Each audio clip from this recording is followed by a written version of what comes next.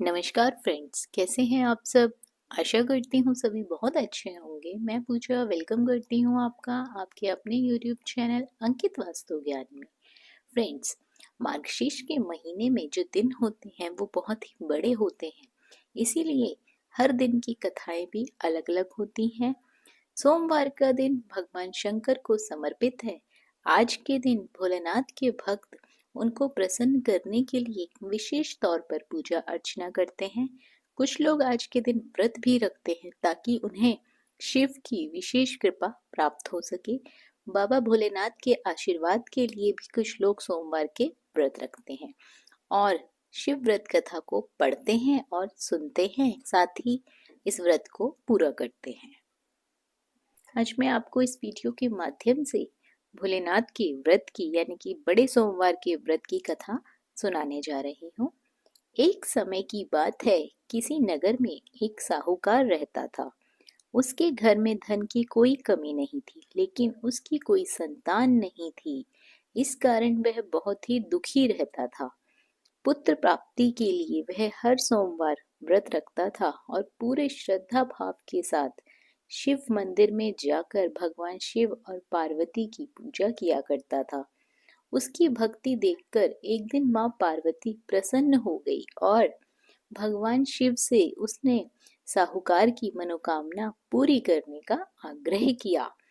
पार्वती जी की इच्छा सुनकर भगवान शिव ने कहा कि हे पार्वती, इस संसार में हर प्राणी को उसके कर्मों के अनुसार ही फल मिलता है।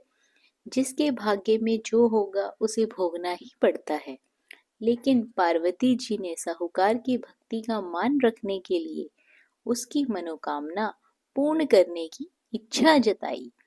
माता पार्वती के आग्रह पर शिवजी ने साहूकार को पुत्र प्राप्ति का वरदान तो दे दिया, लेकिन साथ ही यह भी कहा कि उसके बालक की आयु केवल 12 वर्ष होगी। माता पार्वती और भगवान शिव की बातचीत को साहूकार सुन रहा था। उसे न तो इस बात की खुशी थी और न ही दुख। वह पहले की भांति ही शिव जी की पूजा करता रहा। कुछ समय के बाद साहूकार के घर एक पुत्र का जन्म हुआ।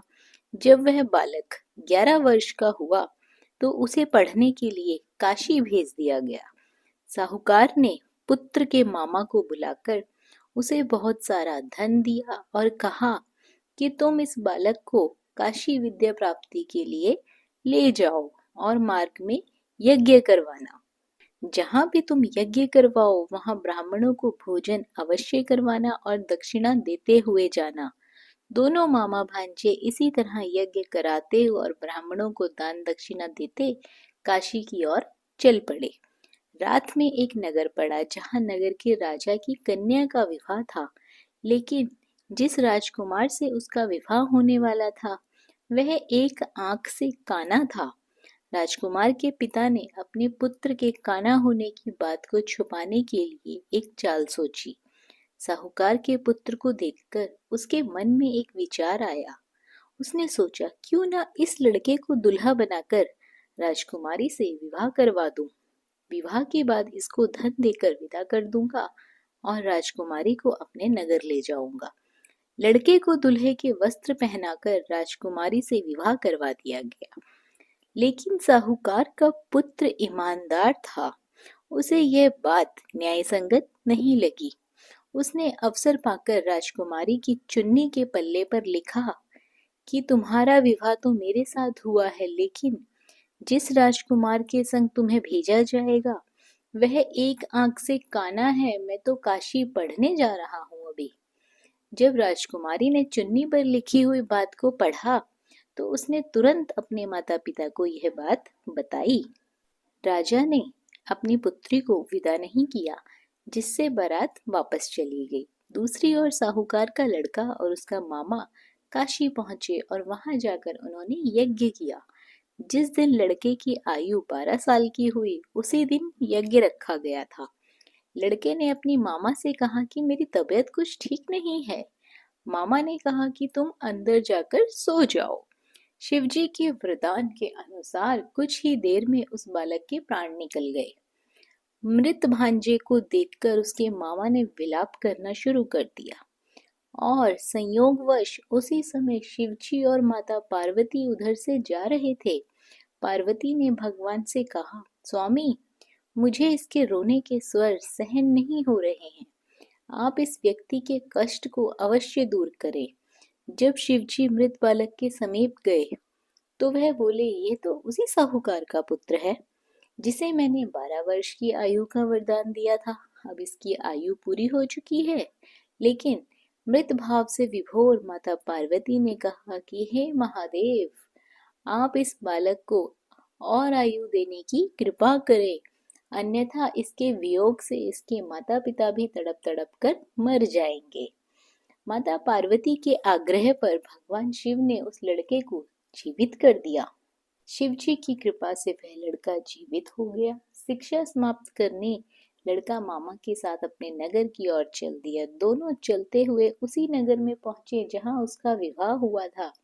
उस नगर में भी उन्होंने एक यज्ञ का आयोजन किया था। उस लड़के के ससुर ने उसे पहचान लिया और महल में ले जाकर उसकी खूब खातिरदारी करी और अपनी पुत्री को विदा किया।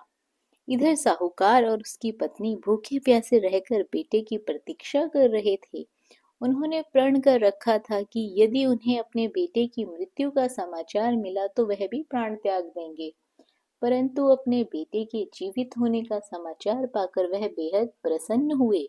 उसी रात उन्होंने भगवान शिव ने व्यापारी के स्वप्न में आकर कहा, हे सृष्टि, मैंने तेरे सोमवार के व्रत करने और व्रत कथा सुनने से प्रसन्न होकर तेरे पुत्र को लंबी आयु का वरदान दिया है। इसी प्रकार जो कोई सोमवार के व्रत रखता है, कथा सुनता है, कथा पढ़ता है, उसके सभी दुख दरिद्र दूर होंगे, उसकी सभी मनोकामनाएं मैं अवश्य पूर्ण करूंगा। जय भोलेनाथ, हर हर महादेव। फ्रेंड्स, ये थी कथा सोमवार के व्रत की। वीडियो पसंद आई हो, जानकारी अच्छी लगी हो, कथा आपको अच्छी लगी हो तो वीडियो को लाइक और शेयर ज़रूर करें और चैनल पर पहली बार आए हैं तो चैनल को सब्सक्राइब करना बिल्कुल ना भूलिए। धन्यवाद।